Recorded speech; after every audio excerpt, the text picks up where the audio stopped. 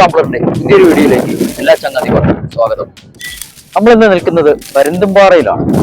കുട്ടിക്കാനത്ത് നിന്നും വലത്തേക്ക് തിരിഞ്ഞ് ഏകദേശം 11 കിലോമീറ്റർ സഞ്ചരിച്ചാൽ നമുക്ക് പരുന്തുംപാറയിലെത്താം. ഇതാണ് പരുന്തുംപാറയുടെ എൻട്രൻസ്. ഇവിടുന്ന് പാസ് എടുത്ത് വേണം ഉള്ളിൽ പ്രവേശിക്കാൻ. 2 വീലറിൽ എത്തുന്നവർക്ക് പാസ് എടുക്കേണ്ടതില്ല. ഇവിടെ അതിശക്തമായ കാറ്റായതിനാൽ ഞങ്ങൾ പറയുന്നത് എത്രമാത്രം നിങ്ങൾക്ക് കേൾക്കാൻ കഴിയുമെന്ന് അറിയില്ല. പരുന്തുംപാറ എൻട്രൻസിൻ്റെ അവിടെ നിന്നുള്ള മനോഹരമായ ഒരു കാഴ്ചയാണിത്. കൊട്ടാരക്കരയിൽ നിന്നും പരുന്തുംപാറയ്ക്ക് ഏകദേശം 114 കിലോമീറ്ററാണ് ദൂരം.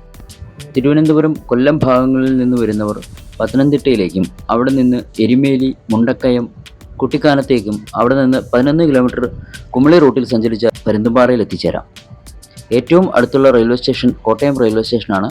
കോട്ടയത്ത് നിന്നും ഏകദേശം 84 കിലോമീറ്ററോളം ഉണ്ട് പരുന്തുംപാറയിലേക്ക് എത്തിച്ചേരാൻ. പ്രധാന കവാടം കടന്ന് നമ്മൾ ആദ്യം എത്തുന്നത് പാർക്കിംഗ് ഗ്രൗണ്ടിൻ്റെ അടുത്തേക്കാണ്. വാഹനം സുരക്ഷിതമായി പാർക്ക് ചെയ്ത ശേഷം കാഴ്ചകൾ കാണാം. മൊട്ടക്കുന്നുകളെല്ലാം വരണ്ടുണങ്ങിയതാണെങ്കിലും ഈ വേനലിലും ഇവിടെ സഞ്ചാരികളുടെ തിരക്കാണ്. പാർക്കിംഗ് ഗ്രൗണ്ടിന് സമീപമുള്ള ഈ കുന്ന് കയറിയാൽ ഈ കുന്നിൻ്റെ മുകളിൽ നിന്നും പരുന്തുംപാറയുടെ മിക്ക ഏരിയകളും നമുക്ക് കാണാനാകും. കണ്ണെത്താ ദൂരത്തോളമാണ് പരുന്തുംപാറയിലെ മൊട്ടക്കുന്നുകളുടെ കാഴ്ച. മൊട്ടക്കുന്നുകളിൽ പച്ചപ്പില്ലെന്നൊഴിച്ചാൽ പരുന്തുംപാറ കാണാൻ ഏറ്റവും പറ്റിയ സമയമാണ് ജനുവരി, ഫെബ്രുവരി, മാർച്ച് മാസങ്ങൾ. അല്ലാത്തപ്പോൾ മിക്ക സമയങ്ങളിലും മഞ്ഞുമൂടിയ പ്രദേശമായിരിക്കും പരുന്തുംപാറ. അതുകൊണ്ട് തന്നെ പരുന്തുംപാറയിൽ ഇപ്പോൾ സഞ്ചാരികളുടെ തിരക്കാണ്. അഡ്വഞ്ചർ സ്പോർട്സ് ഇഷ്ടപ്പെടുന്ന സഞ്ചാരികൾക്കായി ഇവിടെ ജീപ്പ് സഫാരിയും ഒരുക്കിയിട്ടുണ്ട്. എത്രത്തോളം വ്യക്തമായി കാണുമെന്നറിയില്ല. അങ്ങ് ദൂരെ കാണുന്ന ആ മലമുകളിലേക്കാണ് ജീപ്പ് സഫാരി. ഈ ചെങ്കുത്തായ മലയുടെ ഓരം ചേർന്ന് താഴേക്കിറങ്ങിയാൽ ഇവിടുത്തെ പ്രധാന ആകർഷണമായ പരുന്തുംപാറയുടെ അടുത്തെത്താം. ഞങ്ങൾ ഇവിടെ എത്തിയത് ഏകദേശം 3 മണിയോടടുപ്പിച്ചാണ്. ആ സമയം മുതൽ ഇവിടെ സഞ്ചാരികളുടെ തിരക്ക് അനുഭവപ്പെടുന്നുണ്ട്.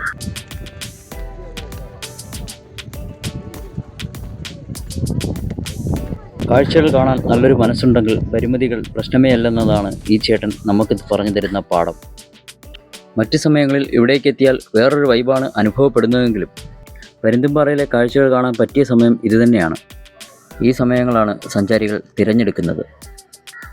എന്നിരുന്നാൽ കൂടിയും ഇവിടെ ഏത് സമയത്തും ശക്തമായ കാറ്റാണ് വീശുന്നത്. ഇവിടെ നിന്ന് നോക്കുമ്പോൾ എൻ്റെ കാഴ്ചയിൽ ആകാശം ആ മലമുകളിലേക്ക് ഇടിച്ചിറങ്ങിയതുപോലെയാണ് കാണുന്നത്. ഇപ്പോൾ നേരെ മുന്നിൽ കാണുന്നത് കോടമഞ്ഞൊന്നുമല്ല. വേനൽക്കാലങ്ങളിൽ ഇവിടുത്തെ പുൽമേടുകൾ ഇതുപോലെ തീയിടാറുണ്ട്. ആ കാണുന്ന മലയുടെ മുകളിൽ നിന്നാണ് ഇവിടുത്തെ പ്രധാന ആകർഷണമായ പരുന്തുംപാറയുടെ അടുത്തേക്ക് എത്തിച്ചേരേണ്ടത്. കാണുന്നത് പോലെ അത്ര സിമ്പിളല്ല ഇവിടേക്ക് ആ പാറയുടെ അടുത്തേക്ക് എത്തിച്ചേരുക എന്നത്.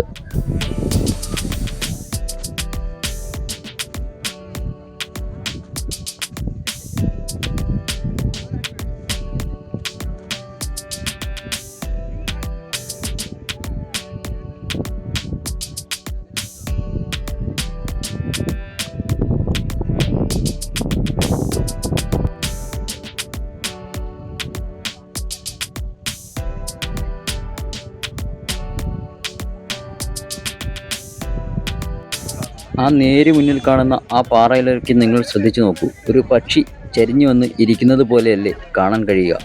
ഈ ഒരു രൂപം നിമിത്തമാണ് ഈ സ്ഥലത്തിന് പരുന്തുംപാറ എന്ന പേര് വന്നത്. ഇപ്പോൾ നമ്മുടെ നേരെ മുന്നിൽ കാണുന്നതാണ് പരുന്തുംപാറയുടെ യഥാർത്ഥ വ്യൂ.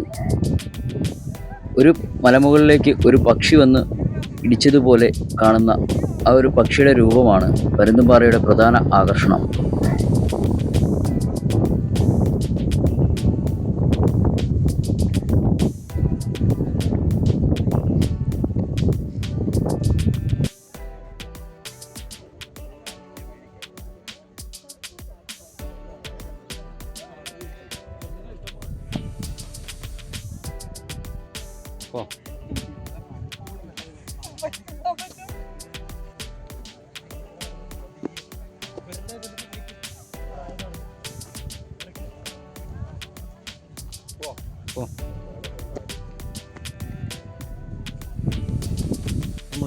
നമ്മളിപ്പം പരുന്തുംപാറയുടെ അടുത്തോട്ടാണ് പോകുന്നത്. സാധാരണഗതിയിൽ പരുന്തുംപാറ ആ കാണുന്ന സെൻറ്ററിലിരിക്കുന്ന അതാണ് പരുന്തുംപാറ. അതിന് ദൂരെ നിന്ന് നോക്കിയാൽ ഒരു പരുന്തിൻ്റെ രൂപമായതുകൊണ്ടാണ് പരുന്തുംപാറ എന്ന് പറയുന്നത്. അപ്പം അത്യാവശ്യം റിസ്ക് പിടിച്ചൊരു വഴിയാണിത്. സ്ലിപ്പായ നേരെ താഴെ കൊക്കയിലേക്ക്. അതുകൊണ്ട് വളരെ സൂക്ഷിച്ച് കയറിയിട്ട് മാത്രം ഇതിലേക്ക് ഇറങ്ങുക, ശ്രദ്ധിച്ച് പോവുക. എന്തേ നമ്മുടെ